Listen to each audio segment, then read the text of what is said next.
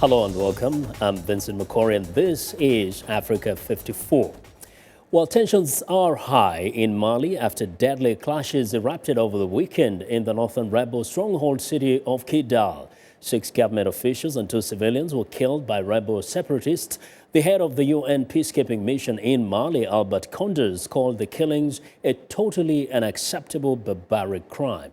Fighting broke out Sunday as Malian Prime Minister Moussa Mara sent troops into Kidal to take back the city from Tuareg rebels who were holding 30 government workers hostage. Speaking to the media on Monday in Paris, the top U.S. official on African Affairs, Assistant Secretary of State for Africa, Linda Thomas-Greenfield, said the U.S. is very concerned about the violence and that the response might lead to a renewed fighting in the region. The Malian Prime Minister says his nation is now at war.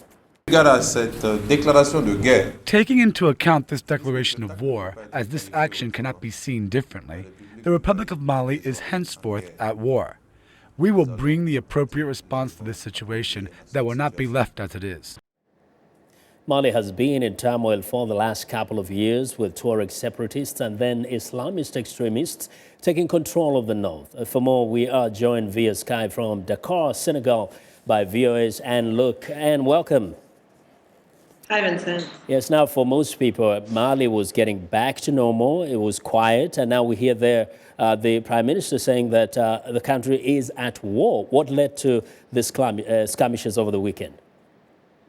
Yeah, the MNLA rebellion, and particularly the situation in Kidal, has remained kind of the last piece of unfinished business from that crisis. The Tuareg rebels, they pulled back up to the town of Kidal, their kind of home base, home turf, after the French and African-led intervention to northern Mali. Since President Ibrahim Boubacar Keïta was elected last year, they were supposed to begin peace talks with these rebels to figure out, hopefully once and for all, what to do about this desire for self-determination among the rebels, in particular the people of the far northeastern part of Mali. Mm-hmm. Those talks have been delayed and delayed and delayed and never happened. The violence that broke out this weekend was sparked by the Prime Minister's visit to Kidal, something that rebels saw as unacceptable, something the Prime Minister said was aimed at restoring the state administration to Kidal and perhaps reviving these efforts for peace talks. Now, going back to the talks, really, what has been the cause behind the postponement of these talks? There's been quite a few divisions within the MNLA itself. And then there's been quite a bit of discussion about who's going to take part in talks, what groups of the North get to take part in these talks, what groups don't. The government has recently named its high representative for the president, his chief negotiator, and that man is now assembling his team. The government is fighting to have the talks happen in Mali instead of, previously the talks have been going on in Burkina Faso. They've been regionally mediated, and now they want to bring them to Mali and have them kind of be Malian to Malian. So yeah, just lots of delays, lots of divisions. Keep in mind as well that this bout of fighting over the past weekend was severe, but we've had these kind of flare-ups over the past year since the signing of that ceasefire agreement last June. So it's not entirely unprecedented. And there's been this constant back and forth between the rebels and the government saying that the other is violating the terms of the ceasefire. Now, really, is there any reason to believe that this violence will escalate? Definitely. I mean, the Malian government says it's deploying more soldiers there. We've heard talk of perhaps trying to retake the city of Kidal. Keep in mind the rebels over the weekend took the governor's building, essentially the highest office in the region. And so there's talk of soldiers trying to forcibly retake that. That said, there is, I spoke with the MNLA today and, paying close attention to the entire statements, to all the statements that Prime Minister Moussa Mara made during his time in Kidal and in the north.